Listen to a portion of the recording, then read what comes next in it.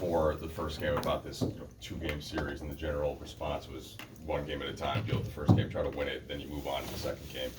In doing that, just the way that you played, how much does that impact the preparation? And when you win a game, you play pretty well on defense and don't shoot well. What are the things that you try to do in a second game against the same team? I think you look for small cleanup and adjustments on some defensive coverages, particular sets that they went to a lot. Gave us a little bit of trouble offensively. Yesterday was just about cleaning up some spacing out of a few sets. Thought we did a good job of touching the paint. I think it was our highest game in terms of spray out threes on paint touches. That first quarter, to me, was like how we should try to play offense for 4 quarters. Not just because we scored 37. Like, the process was really good.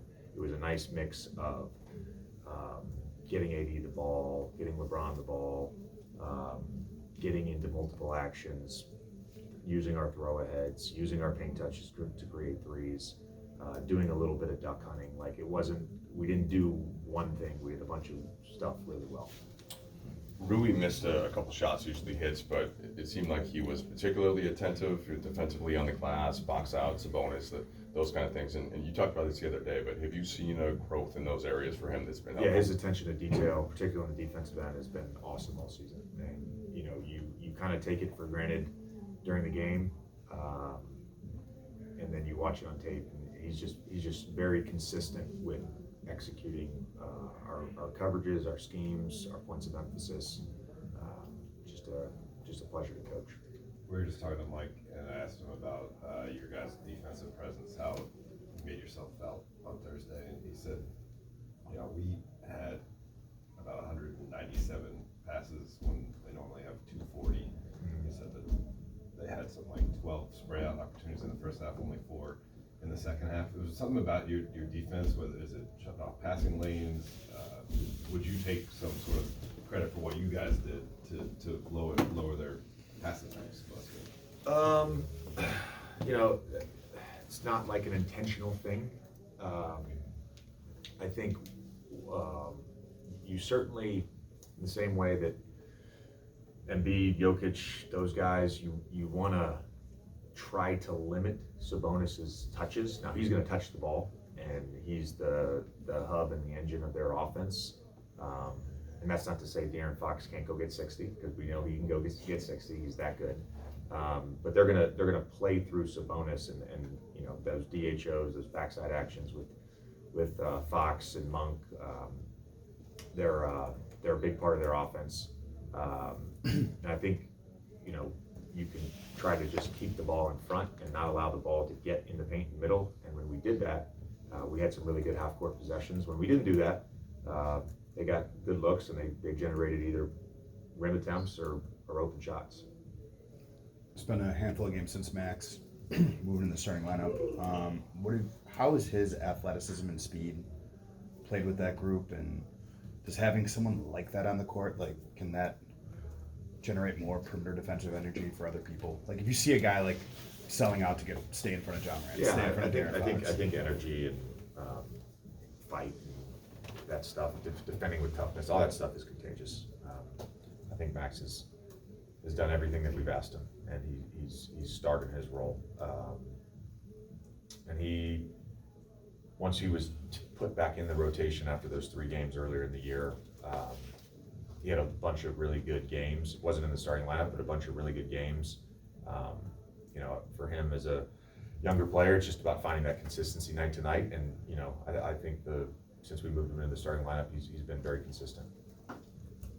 JJ, you've been honest at times about some of the defensive limitations with the group and leaning on being more of a team defense, but best defense in the league the last 4 games, top 10 defense over the last 10 games. Has this stretch of defense from the group maybe elevated what you view as the defensive ceiling with your team?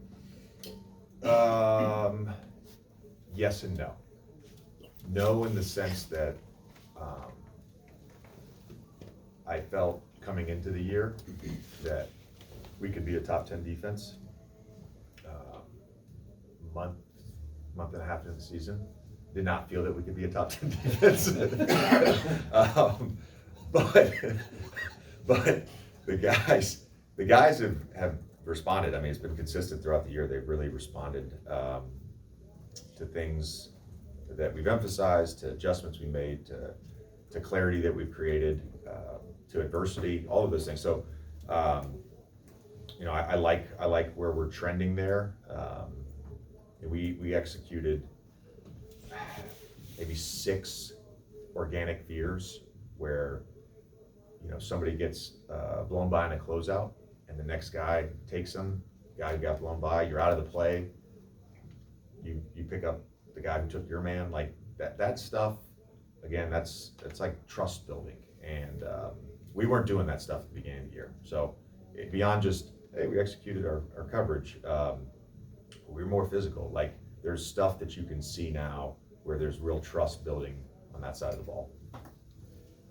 There was about a 10-game stretch where you guys weren't getting to the free throw line as much as you were early in the season. The past couple games, you've been there at least 30 times, 30 and 39. Is that a sign that the process behind the offense is where it needs to be? Austin's back in the game. Is it just as simple as what he brings to the floor? You can look at anomalies. He's a big part of just getting to the free throw line.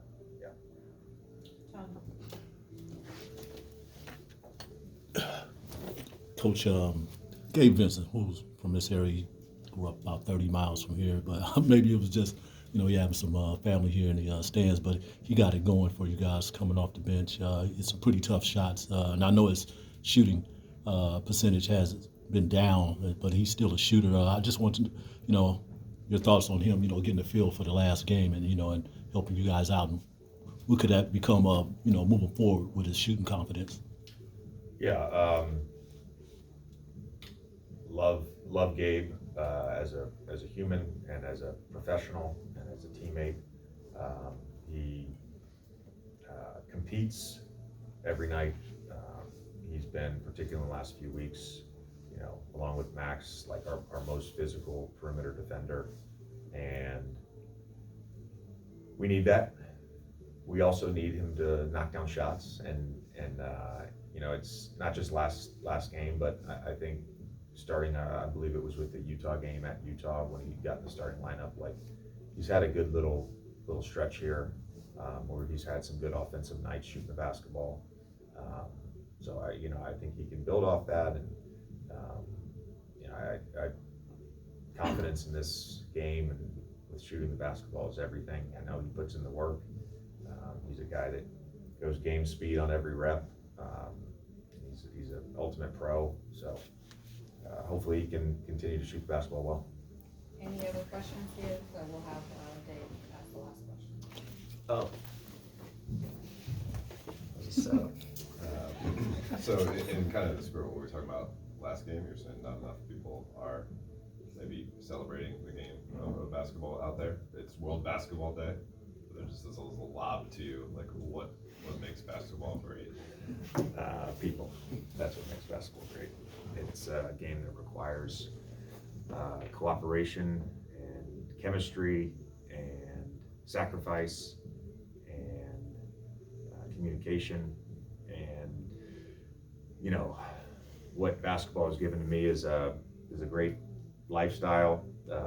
It's given me a competitive outlet. It's given me, outside of my family, the most meaning in my life. And the reason is because of people and the relationships that I've had with teammates, coaches, now players. It's why I love the game, is because it's a team sport and it requires so much of each other to make it work. Understood.